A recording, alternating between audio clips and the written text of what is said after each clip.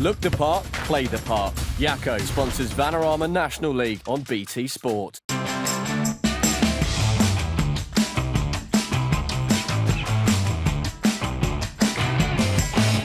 Hello everyone and welcome to the Vanarama National League highlight show on BT Sport. All the goals from all the games this weekend coming up, but there was only one place to be on Saturday with the stage set at Sincil Bank. A win for Lincoln City over Macclesfield, and they knew they would be crowned the National League champions. Your commentators for what promised to be a fantastic occasion are Adam Virgo and Adam Somerton. Wood forward here to take the throw in for Lincoln. Hawkridge. The ball in towards Reed. Off the woodwork and Whitehouse is there. What a cross that was. It's exactly the sort of service that he thrives on. What a ball that is from Terry Hawkridge. Just rises early, heads it down, does everything right.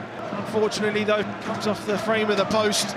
It's easy to forget about Matt Reed, how hard Danny Cowley and Nicky Cowley had to work to persuade him to stay at the club last summer. They always knew he was a fundamental part of the plans, but he'd handed in a transfer request before being persuaded to stay. Shot comes in, and goal for Macclesfield.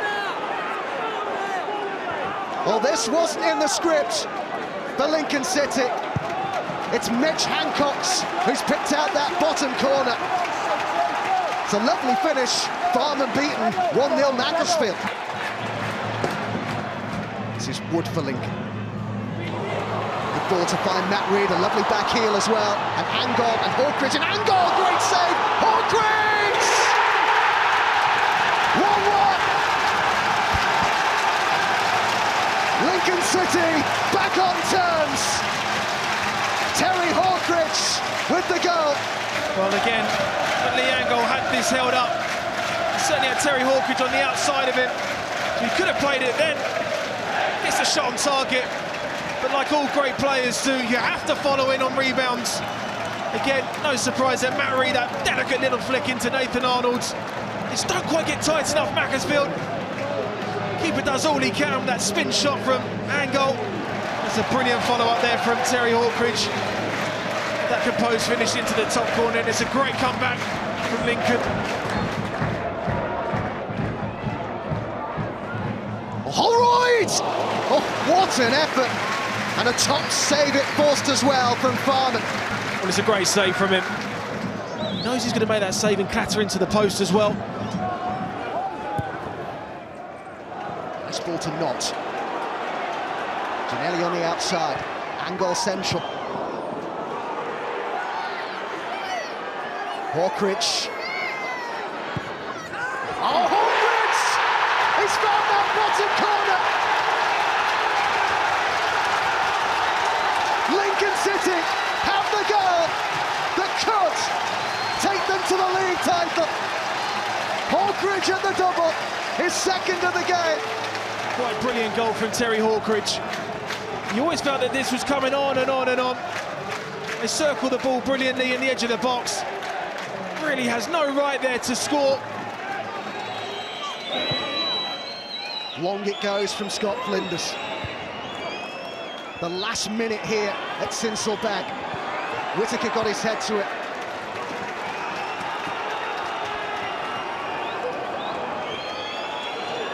Whitehead. In it goes, it's a dangerous ball! Oh, what a chance! Right at the end. And when your luck's in, your luck's in. That should have been the goal that Tranmere were hoping that would hit the back of the net.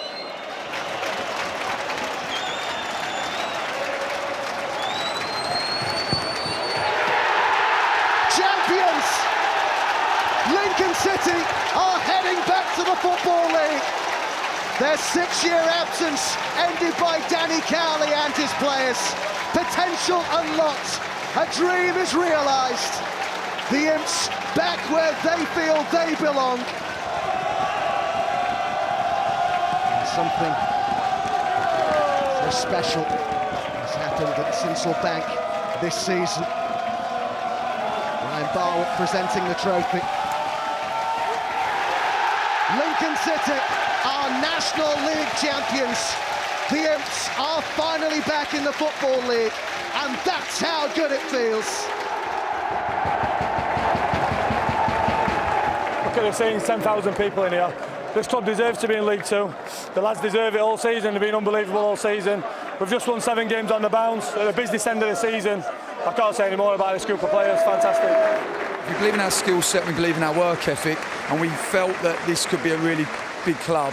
You know, it hasn't had the success that it deserves, and it felt like a good time to join. And we just tried to bring a work ethic and an enthusiasm. That's all we've tried to do, and we've been able to do that. And you know, it's never about 2 people, is it? It's always about a group of people. There's already been some strategy behind the scenes. We're currently looking at getting a new training venue that's going to really improve, you know, our ability to be able to offer the players opportunities during the day. And then, you know, it's going to be about recruitment work now that we've got coming forward. And, you know, this football club can be anything it wants to be. It's a real sleeping giant, and hopefully we've awoken it. So congratulations to Lincoln City, champions of the National League and returning to the Football League for the first time in 6 years. The party starting with 2 games to spare. Chris Hargreaves and Adam Virgo have watched their rise to the top here on BT Sport with us. Chris, most people I think had Lincoln in the top 5. Is it fair to say though that they've exceeded everyone's expectations? I think so. There would have been a quiet confidence with Danny and Nicky in the changing room and with the staff, but they'll have probably gone for playoffs. And hope for more, but with the consistency it's been incredible, and to be honest, thoroughly deserved. They've been fantastic, and today epitomised it. I thought they were great again. Was there a pivotal moment, do you think, Adam? Were there games that were crucial to their season? Yeah, I mean, I think the obvious one was the Forest Green game for us, that Forest Green could have gone 12 points clear with 5 minutes to go, but as Danny's side has done time and time again, they scored the majority of their goals in the last 15 minutes, and I think 11 points have been culminated in less than 5 minutes to go.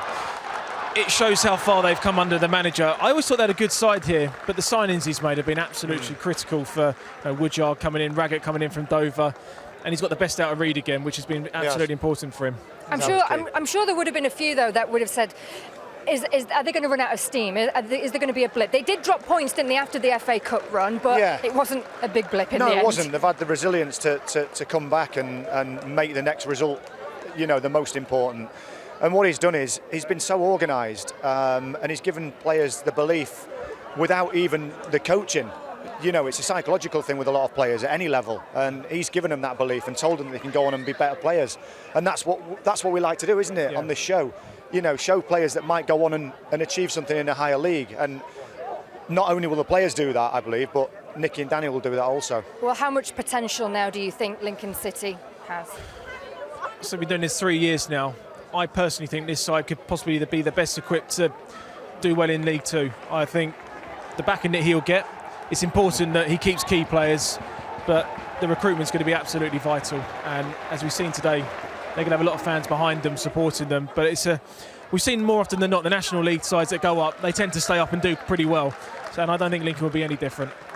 Adam, Chris, thank you very much indeed for your thoughts. So the party will go on long into the night here in Lincoln. Let's get the rest of the action now from the Vanarama National League. From this weekend, here's Adam Summerton. So the title was gone for Tranmere, but Mickey Mellon's men had to dust themselves off for a local derby against already relegated Southport. Rovers could seal second place with 3 points, and with the attacking tools at their disposal, it was no surprise to see James Norwood drill the hosts in front after 25 minutes.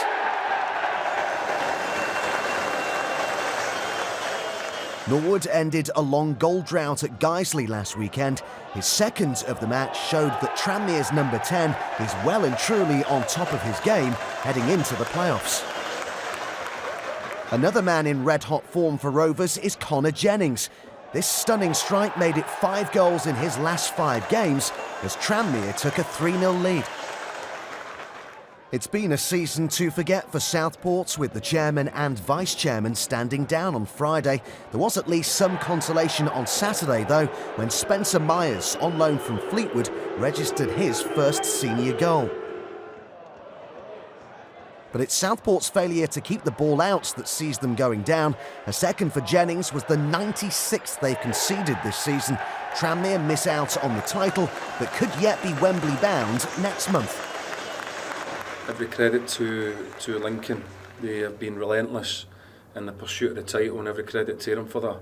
We now move on to the next way possible of of getting out this division. Another 3 very, very good sides that we believe we're a good side as well, so it should make for a real healthy, competitive couple of games, and we'll give it everything we've got and try and deliver. Forest Green Rovers still hope to achieve their aim of promotion to the Football League via the playoffs. Maidstone United's ambition of survival in the National League was realised on Easter Monday.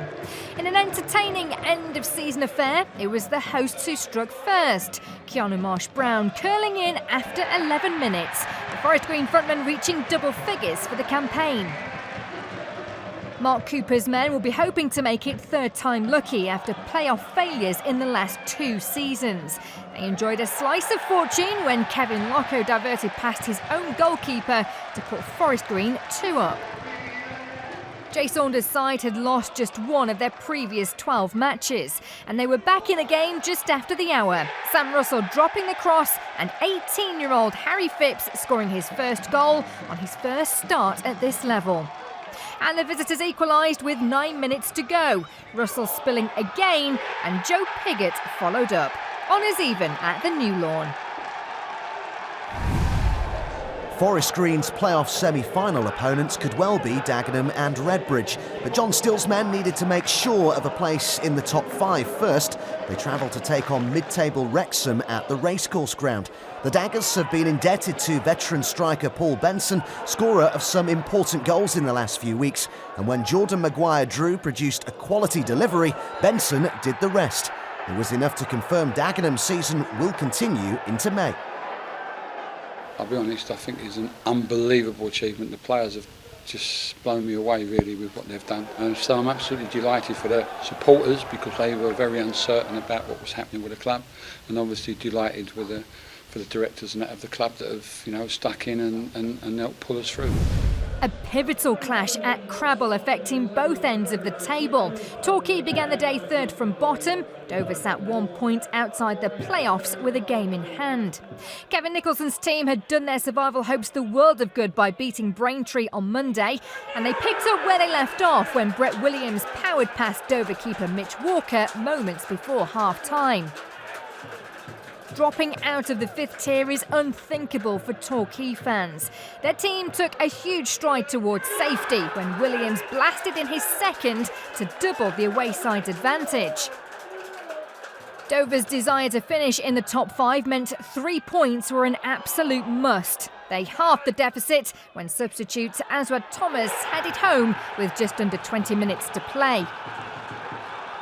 There were hearts in mouths when Dover's main man Ricky Miller flicked agonisingly over the bar as Torquay held on for a vital victory.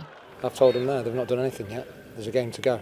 So, yes, you can enjoy the feeling of winning a game, but as of tomorrow morning when they wake up and they go and do their little recovery session, they better make sure that all they're thinking about is how they can do their bit to make sure we beat North Ferriby next week. Defeats for Dover left the door wide open for Aldershot Town, win at already relegated North Ferriby, and Gary Waddock's men would be just 1 victory away from securing the final playoff place. The away side were unbeaten in 7 and broke the deadlock after half an hour. Bernard Mensah signed a new 1-year contract on Friday and opened the scoring on Saturday. Mensah has been on fire as the campaign reaches its climax. His 5th goal in his last 8 games doubled Aldershot's advantage. If Waddock's team do make the playoffs, they will look to top scorer Scott Rendell, who registered his first goal in 11 matches. Aldershot's destiny now lies in their own hands as they host Braintree next Saturday. Yeah, it's been a good day for us. The thing that I want most of all, and I'm looking forward to, is that ground being packed and an atmosphere, and for us to perform to make sure that we do what we want to do, in terms of getting another win. 2 teams still well within the relegation picture met at Kingfield as Woking, who hovered just 3 points above the drop zone, took on a York side outside the bottom 4 on goal difference only. The visitors were looking for their 4th away win on the bounce. They came closest to breaking the deadlock in the first half, but centre-back Hamza Ben Sharif was wayward with his finish. The hosts were handed a golden opportunity to take the lead when Delano Sam York was brought down by Sean Newton in the box. penalty Woking. Goziagwu had scored penalties in Woking's previous 2 games. He made it 3-3 as he calmly stroked in his 17th of the season. Gary Hill's side almost doubled their lead when Sam York struck a fierce effort on target, but he was denied by the excellent reactions of York keeper Scott Loach. The host paid the price for that missed opportunity moments later when in-form striker John Parkin reacted quickest in the box to score his 9th goal in his last 12 games. Despite that point, York slipped back into the drop zone and they'll be playing National League North football next season if they lose at home to Forest Green next weekend. Woking will survive if they avoid defeat at Dagenham and Redbridge on the final day. I've never known a league like it ever, in respect of, like, you know, we're up to 52 now, and there's other teams who, you know, are in an area where it's very, very close, very, very tight. Everyone's got something to play for. It's great for the league, but I've never experienced or seen the Conference League like this, with the bottom 6 or 8 teams in an area where they could still get relegated. A great gesture at Braintree on Saturday as 4-year-old Jacob Jones, who's been fighting high-risk neuroblastoma since he was 2, led out the teams.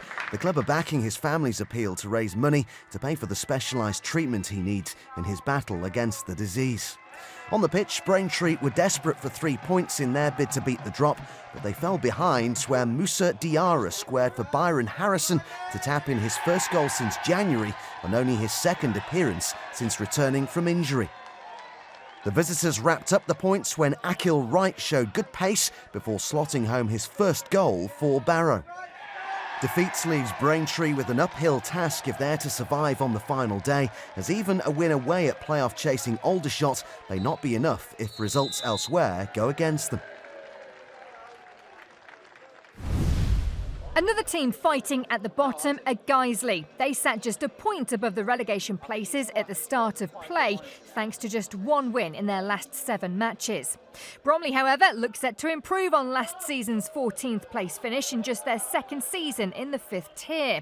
They went ahead after just 4 minutes when Bradley Goldberg fired in after getting the better of Guiseley midfielder Simon Walton. Adam Lockwood's team were looking to end a run of 3 straight defeats, and they levelled the scores just after the interval through this well-placed finish from Jordan Preston. The home side looked as though they'd won it late on when Toby Show Silver beat Guiseley keeper Johnny Maxted to the ball, but his effort rebounded agonisingly off the post.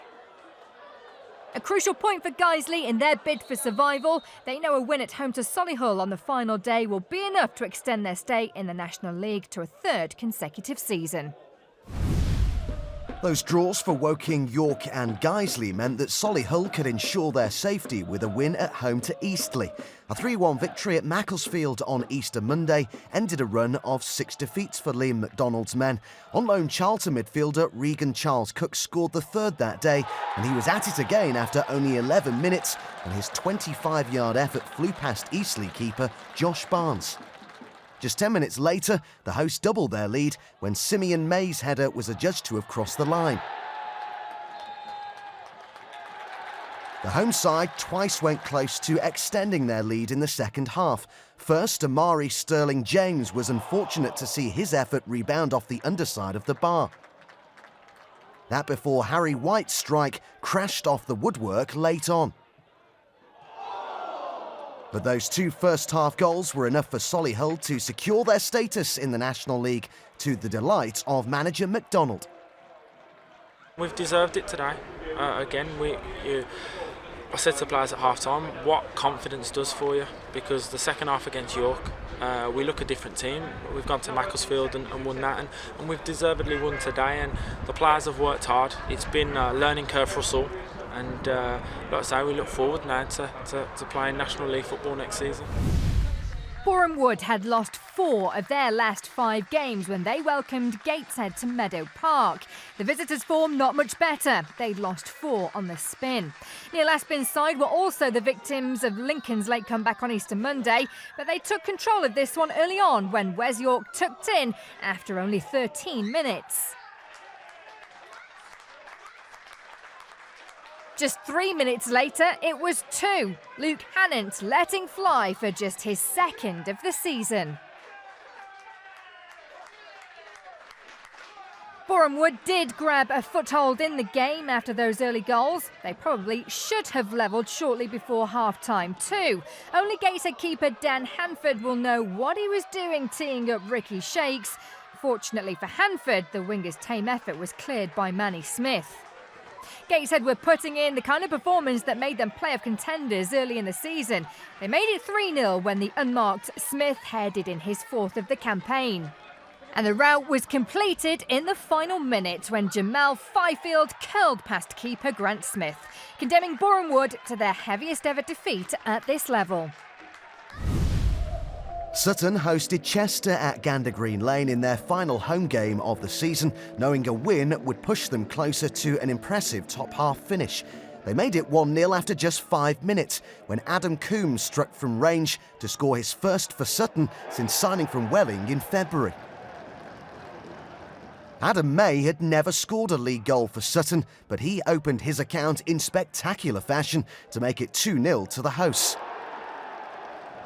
Paul Doswell's side have the 5th best home record in the division, and they grabbed a 3rd just before half-time through this Jamie Collins free kick. That's the centre-half's 8th league goal of the season for Sutton. Only striker Maxime Biamu has scored more. The visitors would have been delighted to hear the half-time whistle, but the rout continued after the break when Coombs headed in his 2nd of the afternoon. It was a real exhibition in finishing from Sutton, with the pick of the bunch coming from Nicky Bailey, 5-0 and still 20 minutes to play.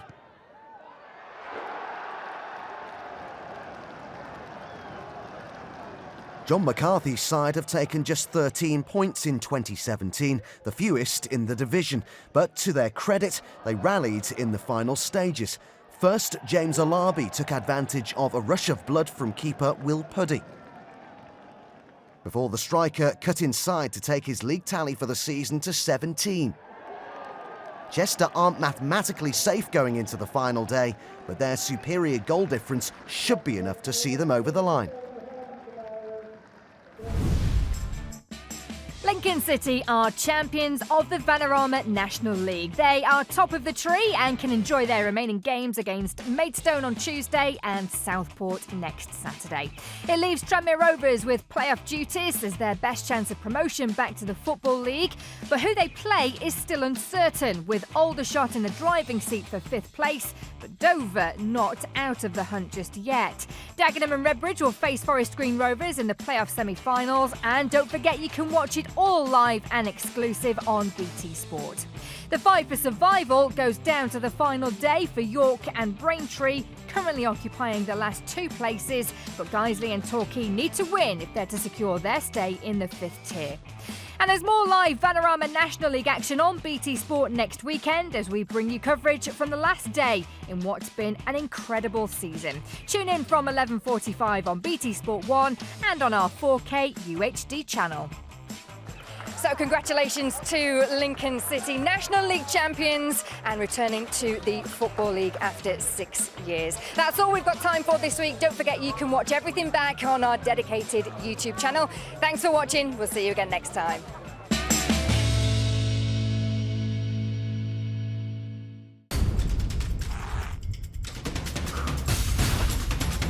Look the part, play the part. Yakko sponsors Vanarama National League on BT Sport.